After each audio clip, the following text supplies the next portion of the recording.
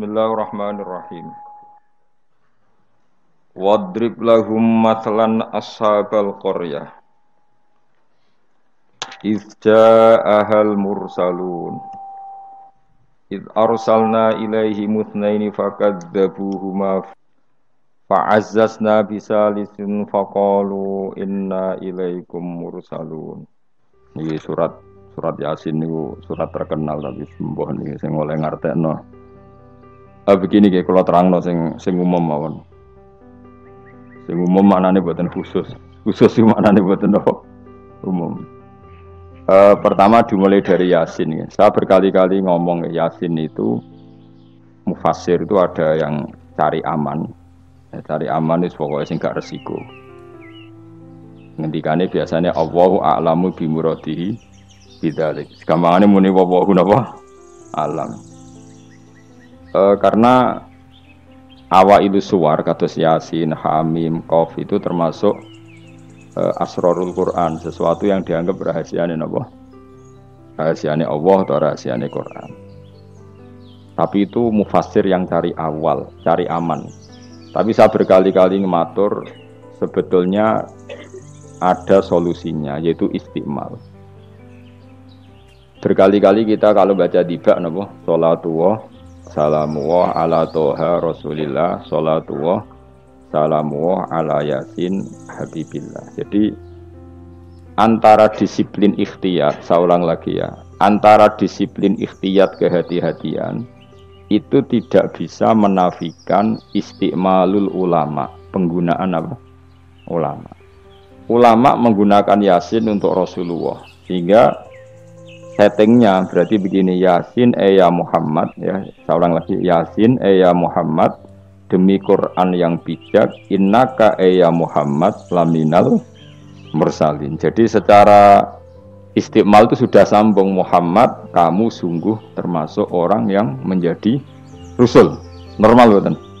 Normal sama dengan Toha ma anzalna alaikal qur'ana litasqa. Toha ya Muhammad, saya tidak menurunkan Quran ke kamu litasqa supaya kamu celaka. Jadi dari istiqmalnya kalimat juga settingnya juga siakul kalam menunjukkan bahwa Toha dan Yasin maknanya adalah ya Muhammad Muhammad.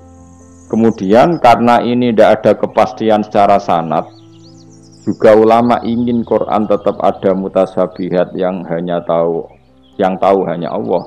Kemudian tetap banyak ulama yang ngambil jalur ikhtiyat menafsirin apa? Allahu a'lamu bimuradihi bidzalik. Makanya kalau matur ikhtiyat jangan merubah istiqmal, istiqmal juga jangan merubah apa? Ikhtiyat.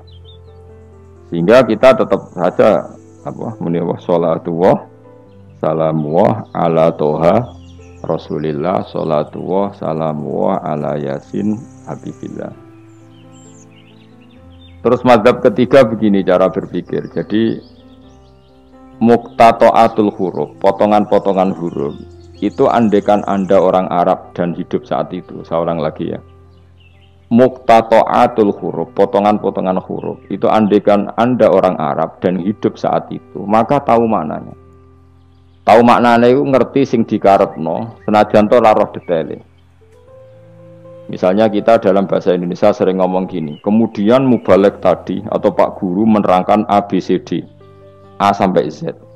Kita tahu A sampai Z itu nggak ada mananya, kalimat A sampai Z itu nggak tahu mananya. Tapi kita tahu bahwa yang cerita tadi mau ngomong bahwa sang mubalek tadi menceritakan detail, apa?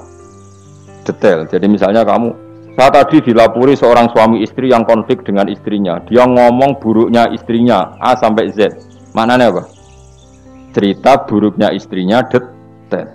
Meskipun A sampai Z itu satu potongan huruf yang tidak ada maknanya. Ya seperti itu kira-kira Yasin, Hamim, Ain, Sin, Qaf. Jadi kira-kira inilah Quran.